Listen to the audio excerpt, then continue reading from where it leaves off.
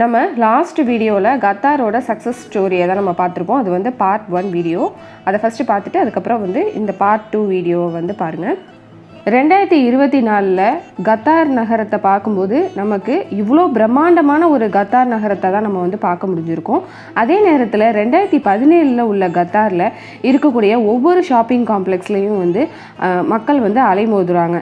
ஏன் அப்படின்னாக்கா அடுத்த வேளை சாப்பாடு நமக்கு கிடைக்குமோ கிடைக்காதோ அப்படின்னு சொல்லி மக்கள் வந்து அலைமோதுறாங்க. கத்தாருக்கு வர வேண்டிய உணவுப் பொருட்கள் இது எல்லாமே வந்து யுனைடெட் அரப் எமிரேட்ஸ்லையும் சவுதி அரேபியாலையும் வந்து தடுத்து வைக்கப்படுது. இப்போ சவுதி அரேபியாலையும் யுஏஇலையும் கத்தாருக்கு இவ்வளோ பிரச்சனைகள் வந்து கொடுக்குறாங்கல்ல.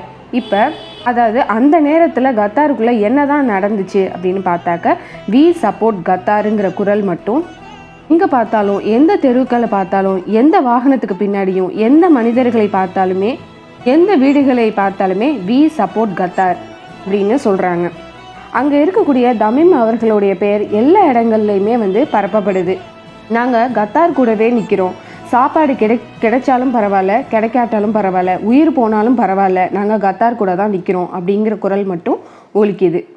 அப்படி கத்தாருக்கும் சவுதி அரேபியாவுக்கும் என்ன தான் பிரச்சனை? அப்படி கத்தாருக்கும் யுஏஇக்கும் என்ன தான் பிரச்சனை? கத்தார் இந்த பிரச்சனையை எப்படி சமாளித்தாங்க? America double game விளையாண்டாங்களா?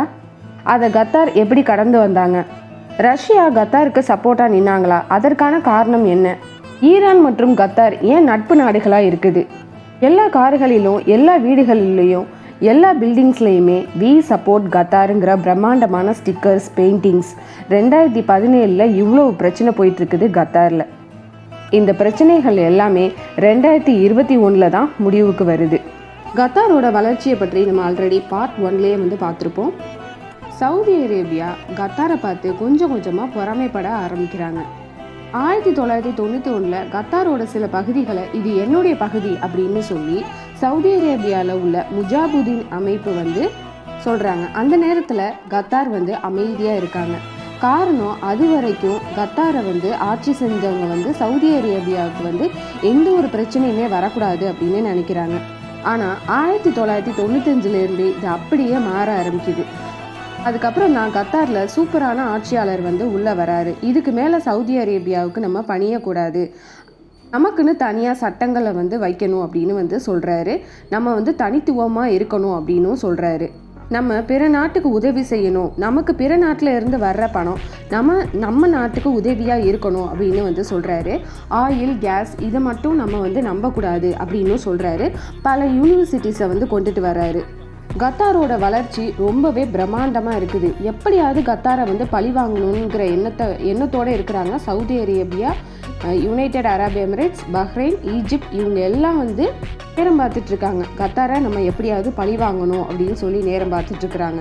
அமெரிக்காவுடைய ஏர்பேஸ் வாங்கும் போதே சவுதி அரேபியாவுக்கு வந்து புரிஞ்சு போச்சு, சுலபமாக நம்ம வந்து கத்தாரை வந்து அடிக்க முடியாது அப்படிங்கிறத வந்து அவங்க வந்து முன்னாடியே வந்து புரிஞ்சுக்கிறாங்க.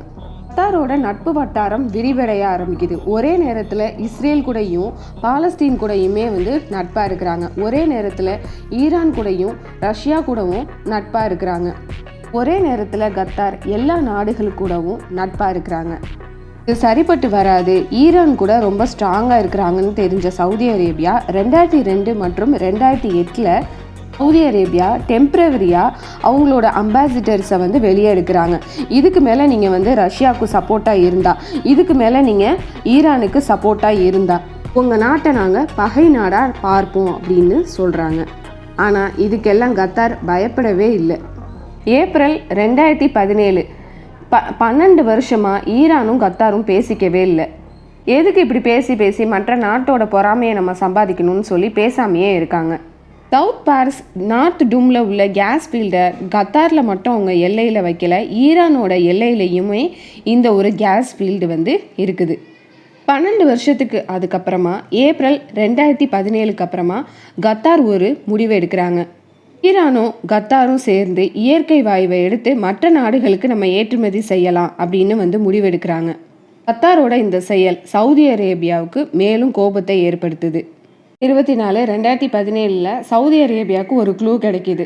அதாவது QNA கத்தாரோட அஃபீஷியல் ப்ராட்காஸ்டர். அந்த ஊடகத்தில் தமீம் பின் ஹமீத் அல்தானி அவர்கள் ஒரு செய்தியை வந்து வெளியிடுறதாக ஒரு நியூஸ் வந்து வெளியாகுது.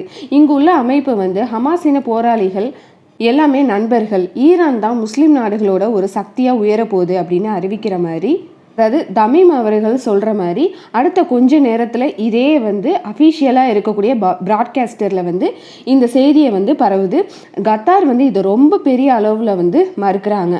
தமீம் அவர்கள் இந்த செய்தியை வந்து வெளியிடவே இல்லை, யாரோ ஹேக் பண்ணியிருக்காங்க அப்படிங்கிறது தான் கத்தாரோட விளக்கமாக இருக்குது. இதை ஹேக் பண்ணியிருக்காங்க அப்படின்னு சொன்ன உடனே அமெரிக்கா வந்து என்டர் ஆகுறாங்க. இதை ஹேக் பண்ணது வந்து ரஷ்யாவாக தான் இருக்கும் அப்படின்னு அமெரிக்காவுடைய ஊடகங்கள் வந்து சொல்ல ஆரம்பிக்குது. கத்தார்லையும் அமெரிக்காலையும் பல சலசலப்புகள் வந்து போயிட்டுருக்குது. இந்த QNAல வெளியான செய்தி அடுத்த 12வது நிமிஷத்தில் சவுதி அரேபியாவில் உள்ள அரேபியாவாக இருக்கட்டும், ஸ்கை நியூஸாக இருக்கட்டும், கத்தாரில் இப்படி ஒரு நியூஸை வெளியிட்டாங்க அப்படின்னு வந்து சொல்கிறாங்க. அதனால் கத்தாரை நம்ம வந்து தனிமைப்படுத்தணும் அப்படின்னும் சொல்கிறாங்க. சவுதி அரேபியா என்ன சொன்னாங்களோ அதை மட்டும் வச்சு மற்ற அரபு நாடுகளும் பேச ஆரம்பிக்கிறாங்க. இப்போ கத்தாரில் இருக்கக்கூடிய எல்லாருமே வந்து பயப்பட ஆரம்பிக்கிறாங்க. ஏன்னா அவங்க ரிலேஷன்ஸ் எல்லாருமே வந்து சவுதி அரேபியா, பஹ்ரைன் இப்படி எல்லா அரப் கண்ட்ரீஸ்லையுமே வந்து இருக்காங்க. அங்கே இருக்கக்கூடிய மனிதர்கள் இன்னும் 2 வாரத்தில் நீங்கள் வந்து காலி பண்ணிவிட்டு உடனே கத்தாருக்கு நீங்கள் போகணும் அப்படின்னு வந்து சொல்கிறாங்க. UAE, Saudi Arabia, Egypt, Bahrain இந்த 4 நாடுகளுமே வந்து எச்சரிக்கை கொடுக்குறாங்க. Qatar air space, Qatar port, Qatar land எல்லாத்தையுமே வந்து க்ளோஸ் பண்ணுறோம் அப்படின்னு வந்து சவுதி அரேபியா வந்து அனௌன்ஸ் பண்ணுறாங்க. கத்தாரை சேர்ந்த மக்கள் கத்தாருக்கே திரும்புகிறாங்க. தமீம் அவர்கள் இது எதுக்குமே வந்து அவங்க பயப்படலை. ஈரானில் அந்த நேரத்தில் தான் வந்து ஒரு ஆட்சி மாற்றம் ஏற்படுது. ஈரானோட அதிபருக்கு வாழ்த்து தெரிவிக்கிறாங்க. அடுத்து நம்ம என்ன செய்யலாம் அப்படின்னு வந்து கேட்குறாங்க. இது வந்து சவுதி அரேபியாவுக்கு இன்னுமுமே வந்து கோபத்தை ஏற்படுத்துது. 2017 ஏப்ரலில் ஈரானும் கத்தாரும் ஒன்றிணைகிறாங்க அப்படின்னு ஒரு மெசேஜ் வருது. மே 24, 2017 ஹேக்கிங் மெசேஜ் வந்து வெளியாகுது. ஜூன் 5, 2017 சவுதி அரேபியா வந்து தடையை வந்து அறிவிக்கிறாங்க. இது எல்லாமே 3 மாதத்துக்குள்ளே முடியுது. கத்தாரோட வளர்ச்சி அவ்வளவுதான் அப்படின்னு நினைக்கிறாங்க. ஆனால் இதுக்கெல்லாம் கத்தார் பயப்படவே இல்லை. இந்த ஹேக்கிங்கை வேறு யாராவது தான் வந்து செஞ்சுருப்பாங்க, ரஷ்யா வந்து கண்டிப்பாக செஞ்சுருக்க மாட்டாங்க அப்படின்னு கத்தார் வந்து சொல்கிறாங்க. இதை செஞ்சது வந்து UAE தான் இருக்கணும் அப்படின்னு வந்து கத்தார் வந்து முன்வைக்கிறாங்க. கத்தாரோட விசாரணை கமிஷன் ஒரு ரிப்போர்ட்டை வந்து வெளியிடுறாங்க. அமெரிக்காவும் வந்து பல கட்ட இன்வெஸ்டிகேஷனை வந்து பண்ணுறாங்க. அமெரிக்கா வந்து ரிப்போர்ட்டை வந்து என்ன சப்மிட் பண்ணுறாங்கன்னா, ஆமாம் நீங்கள் சொன்ன மாதிரி இந்த ஹேக்கிங் மெசேஜை வந்து சொன்னது வந்து ரஷ்யா கிடையாது, UAEயோட ஹேக்கர் தான் அப்படின்னு சொல்லி ரிப்போர்ட்டை வந்து சப்மிட் பண்ணுறாங்க. அதாவது இந்த அரப் கண்ட்ரீஸில் வந்து அமைதி இருக்கக்கூடாது அப்படிங்கிறதுக்காக தான் இதெல்லாமே வந்து நடந்திருக்கு அப்படின்னு வந்து சொல்கிறாங்க. UAEயும் சவுதி அரேபியாவும் சேர்ந்து தான் இதை வந்து செஞ்சுருக்காங்க அப்படின்னு அமெரிக்கா வந்து சொல்கிறாங்க.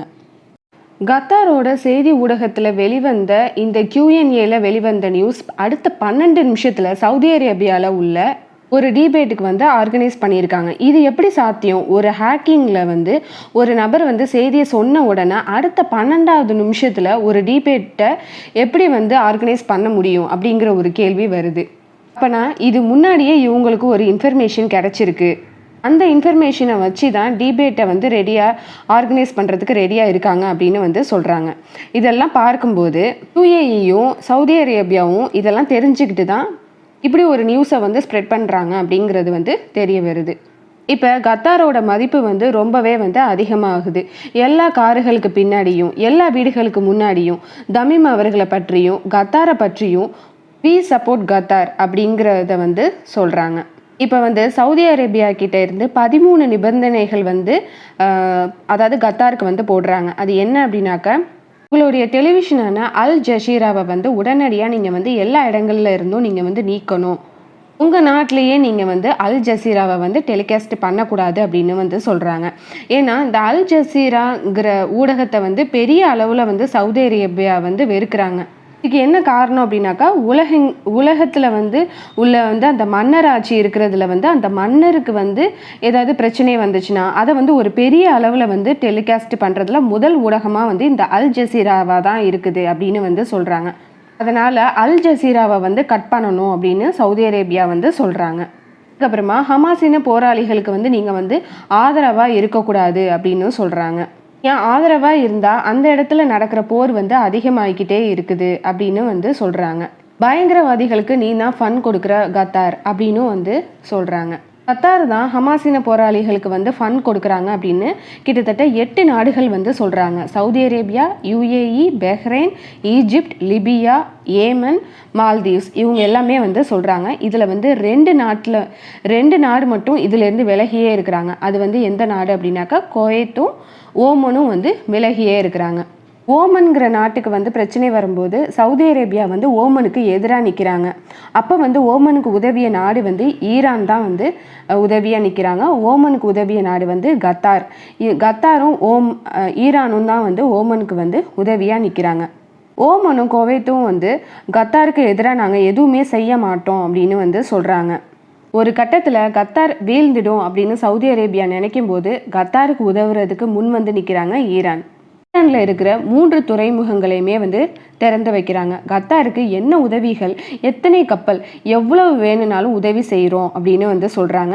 இந்த துறைமுகங்கள் எப்பொழுதுமே திறந்து தான் இருக்கும் அப்படின்னு வந்து ஈரான் வந்து அறிவிக்கிறாங்க. சவுதி அரேபியாவுக்கு எதிரியான டர்க்கியும் கத்தாருக்கு வந்து உதவி செய்கிறாங்க.